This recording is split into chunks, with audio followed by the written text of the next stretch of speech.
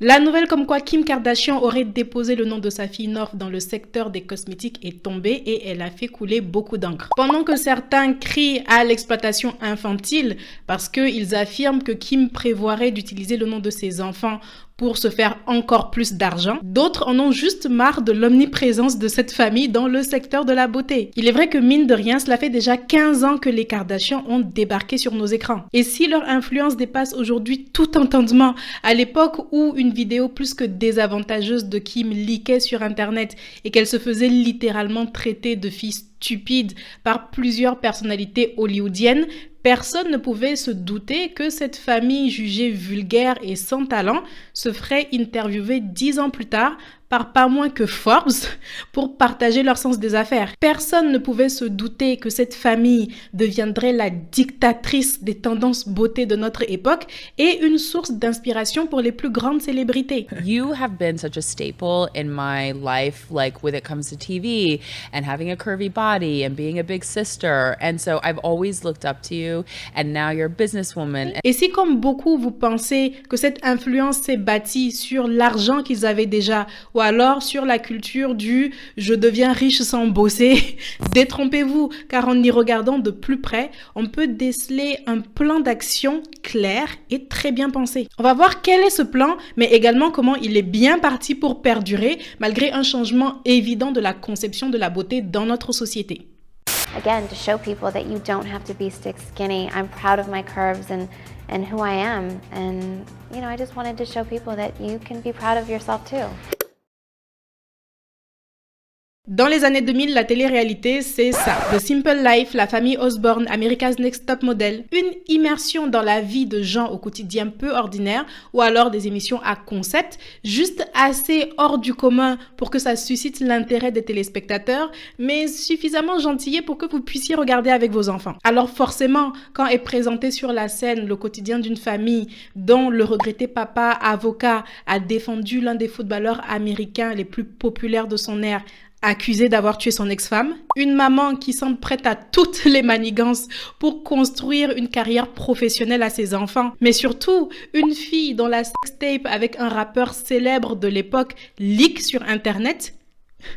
Forcément, ça fait parler. La famille Kardashian a redéfini l'univers de la télé-réalité en emmenant le voyeurisme à un autre niveau puisqu'ils nous ouvrent carrément la porte de leur maison et ils apparaissent plus exhibitionnistes que jamais en montrant le meilleur de leur vie comme le pire. Ça donne l'impression d'un contenu sans filtre et ça les démarque. Le buzz créé autour de la vidéo de Kim propulse la série puisque, en plus de suivre le scandale dans les médias, dans l'émission, on nous raconte comment elle gère ça dans les coulisses, mais surtout comment elle s'en sert pour propulser sa carrière. I just got a call from Tyra Banks people and they want you to go on the Tyra Banks show. You want me to go on Tyra? There's just one little catch. What? You'd have to talk about the tape. On peut voir une forme de génie dans la façon dont elles ont retourné en leur faveur une situation initialement dévalorisante, mais pour beaucoup, la série est juste d'une indécence pure. Avec l'exposition constante du corps, l'omniprésence de la nudité et une Kim qui semble prête à jouer de tous ses attributs rien que pour être connue et qui en plus est poussée dans ses dérives par sa propre mère. La série va alors tellement être critiquée qu'elle va d'autant plus cartonner. Le truc avec la famille Kardashian, c'est qu'elle est extrêmement clivante. Comme elle va à l'encontre des valeurs communes de la société, la pudeur, la modestie, il y a une partie de la population qui va s'y opposer avec ferveur. Les médias aussi vont s'en mêler pour les encenser dans leurs articles parce qu'ils savent que ça va faire cliquer. Et c'est comme ça que, mine de rien, se met en place tout un écosystème qui ne va faire qu'accroître la popularité de l'émission. Mais ce qu'il y a d'encore plus extraordinaire dans ce phénomène, et c'est là que le clivage apparaît, c'est que plus leur popularité monte et plus augmente une autre proportion de la population qui peut même les critiquer avec les autres en public, mais qui dans le fond ressent ce désir inavouable de leur ressembler. Le succès de la famille Kardashian me rappelle le scandale Rich Meets Beautiful. Vous vous souvenez de ce camion qui avait fait le tour des universités parisiennes en 2017? Rich Meets Beautiful était un réseau de rencontres entre sugar daddies et étudiantes, donc sugar babies. Ils avaient loué un camion et faisaient le tour de la ville avec un message qui incitait les jeunes filles à délaisser leur job de serveuse à mi-temps contre de l'escorting. L'idée était clairement de choquer pour faire le buzz et ça a fonctionné puisque les plus grands médias se sont emparés de l'affaire, donnant toujours plus de visibilité à la plateforme. Et cela permettait aux vraies cibles de l'opération, les sugar daddies en question, d'entendre parler de Rich Meets Beautiful et d'aller s'inscrire eux aussi. C'est le même phénomène qui se produit avec les Kardashians.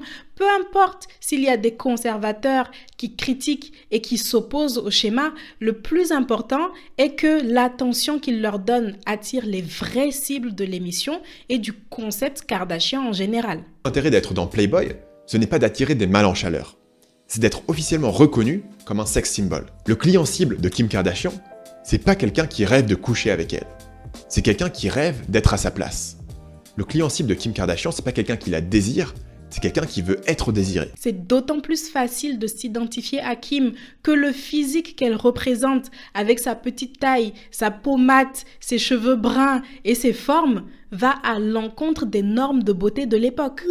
Donc il y a aussi ce petit côté outsider, bouffée d'air frais, parce que c'est pas ce qui était le plus représenté. Une fois que la cible est identifiée, que le besoin de vous ressembler est créé, vous avez là la base d'un business. Très vite, Kim principalement va se servir de son image pour enchaîner les deals et promouvoir à peu près tout et n'importe quoi. Des rasoirs au laser accusés d'être dangereux pour certaines parties du corps, des sneakers censés vous donner par je ne sais quel mécanisme les fesses de Kim, ou encore des sucettes haute couture à plus de 20 $ chacune, pour ne citer que ça. Utiliser votre image pour vendre quelque chose, ça peut être un apport de richesse plus ou moins considérable à court terme, mais c'est sûrement pas ça qui vous permet de créer un business durable, et ce pour deux raisons. La première, c'est que ça vous décrédibilise complètement de vendre tout et n'importe quoi parce que ça vous donne juste l'air d'avoir des connaissances en rien de bien spécifique. Et si en plus les produits ne sont pas qualitatifs, le risque est qu'on vous fasse plus confiance et que votre carrière s'arrête. L'illustration parfaite de ça, c'est les représentants de ce qu'on appelle aujourd'hui les influx voleurs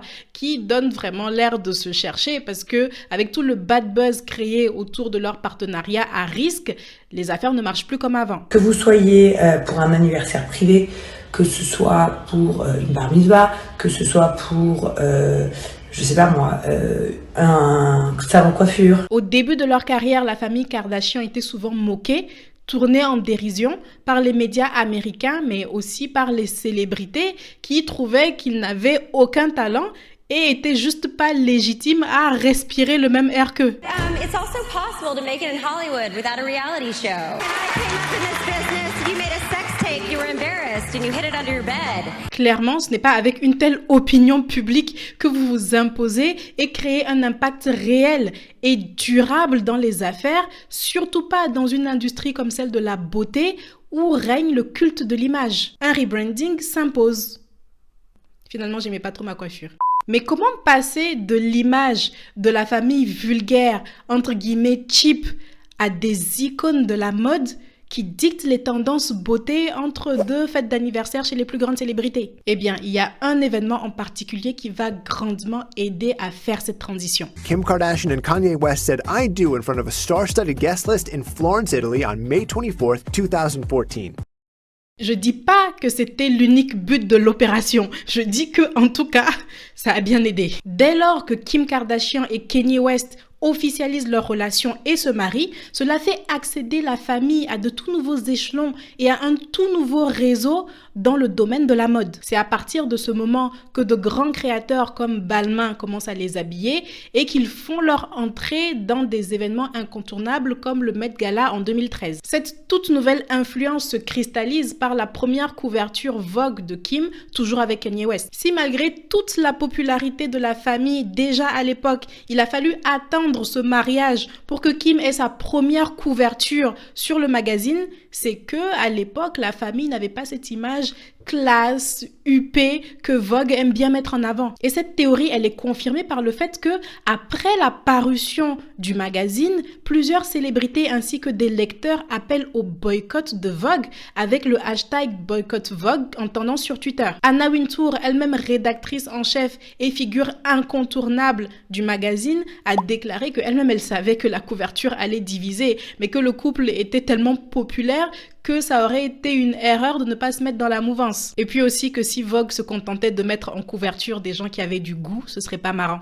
Passer en couverture du magazine qui dicte les prochaines tendances vous amène à un nouveau degré d'exposition et de crédibilité. Et maintenant que vous avez une image bien propre, vous pouvez d'autant plus pallier la seconde raison qui fait que vous ne pouvez pas construire de business durable en faisant la promotion du produit des autres. Cette raison étant que ce n'est pas là que se trouve le plus gros de la richesse. I mean, if I break it all down, I mean, the percentage that you would get from a licensing deal and then splitting everything with my two sisters, so that's 3 ways. And then it just, I thought, we work so hard to be getting so little. And it might seem all great and there's all these false information out there and numbers. And I really wanted to create a business on my own. La richesse et l'influence de la famille Kardashian va vraiment passer au niveau supérieur quand plutôt que de vendre des produits dans le désordre, ils insufflent une vraie vision dans ce qu'ils font et passent de promoteurs de marque à propriétaires. Posséder des actifs qui à terme vont générer des revenus passifs. C'est la base de la création de la richesse et de l'indépendance financière. J'ai trouvé d'ailleurs un article qui l'explique brillamment, je vous mets ça en barre de description. Et en termes d'image, le fait d'avoir des produits directement pensés par les Kardashians et imprégnés de leur personnalité change d'autant plus la donne que c'est un moyen encore plus authentique de toucher ces cibles qui, depuis le début, ont ce désir de leur ressembler. La vidéo où Kim fait son contouring reste à ce jour la plus visionnée de sa chaîne avec pas moins de 15 millions de vues et c'est sans grand étonnement. On a beau avoir toutes les influenceuses, toutes les make-up artistes qui nous ont détaillé cette technique, qui d'autre que la prophétesse même du contouring pour nous l'apprendre. À ce moment-là, en optant pour une communication axée sur la proximité avec leur cible, en mode on vous montre comment on fait notre maquillage nous-mêmes, le message des Kardashians, il est clair. Nous sommes la norme beauté, nous sommes la référence. Mais ne vous en faites pas, ce que nous sommes n'est pas inaccessible pour vous. Vous aussi, vous pouvez être la norme. Vous aussi, vous pouvez être comme nous. Vous pouvez être la norme et on va vous en donner les moyens. Enfin, on va vous les vendre. C'est une stratégie aussi efficace que répandue et c'est d'ailleurs la meilleure à adopter quand on est jeune créateur de marque. Avant, j'avais des boutons, j'ai utilisé cette crème, je n'en ai plus. Utilise, ça va marcher pour toi aussi. Bon, le seul petit souci avec les Kardashians, 3 fois rien, hein, c'est juste que quelquefois, elles vont oublier de nous dire que c'est pas vraiment par ces produits qu'elles ont atteint ce résultat. Mais bon, ce n'est pas le sujet de la vidéo, concentrez-vous. Le plan d'attaque, il est simple et efficace. Une image forte qui par la surexposition médiatique initie ce complexe au plus grand nombre de ne pas avoir le bon physique, tout simplement parce qu'ils n'ont pas votre physique. De là, un besoin est créé, besoin bien sûr pour lequel vous avez imaginé la solution parfaite qui va aussi être communiquée intensément sur les réseaux sociaux à une ère où il règne le culte de la beauté parfaite, donc ça tombe bien parce que le besoin des gens est encore plus exacerbé. Il n'y a pas meilleur moyen de prendre d'assaut l'industrie de la beauté. Lorsqu'en 2021 est annoncé l'arrêt de l'émission Keeping Up with the Kardashians, beaucoup ont spéculé sur la fin de l'influence de la famille. À mon avis, c'est vraiment sans comprendre la vision et l'impact déjà créé. Parce que sincèrement, à ce stade, qu'est-ce qu'on s'en fout de l'émission?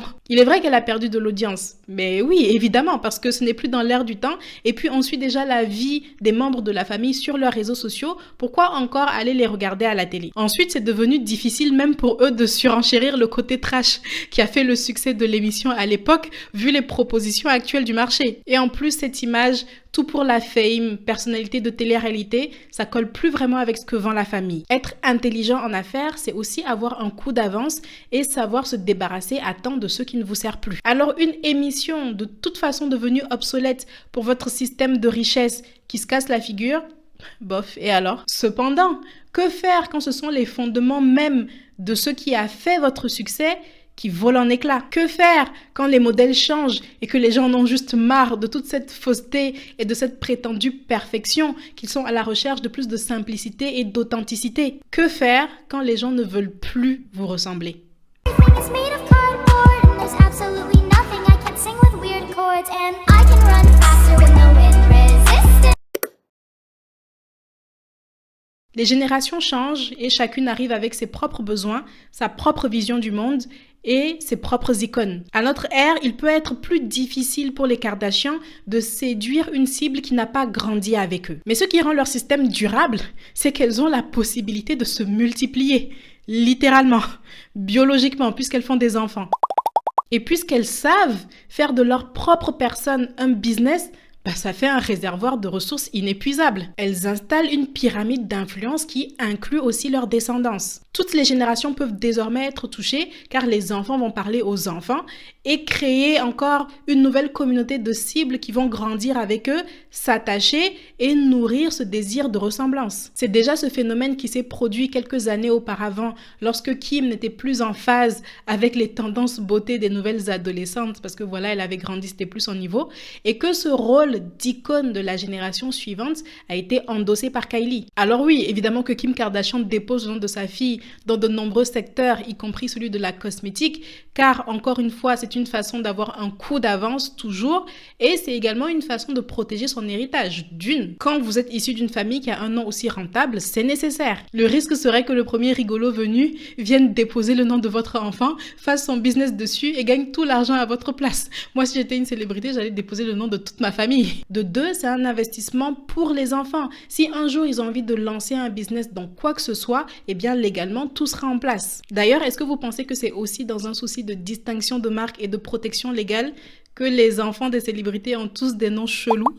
Même si un jour on choisit tous d'un commun accord de se désintéresser totalement de cette famille, leur impact est là, leur argent aussi, et c'est sûr que leur nom va être évoqué encore sur plusieurs années à venir. La seule façon pour que ça s'arrête ou pour que la pyramide qu'ils ont construite se dégrade fortement, c'est que les enfants eux-mêmes décident de ne pas endosser ce rôle d'influence ou alors n'arrivent pas à gérer le poids de la célébrité. Parce qu'en vrai, c'est ça le vrai danger pour eux. Déjà que c'est pas facile de se construire en tant qu'humain en privé, ça n'arrange absolument rien de le faire aux yeux de tous, surtout quand vos parents sont des giga célébrités qui ont déjà fait leurs preuves. Puis, comment trouver son identité lorsque depuis le plus jeune âge, vous êtes sous le feu des projecteurs et que votre personne physique est confondue avec un business. On a déjà vu les dégâts de cela sur certains membres de la famille, alors on peut qu'observer et espérer que certains schémas ne se répètent pas.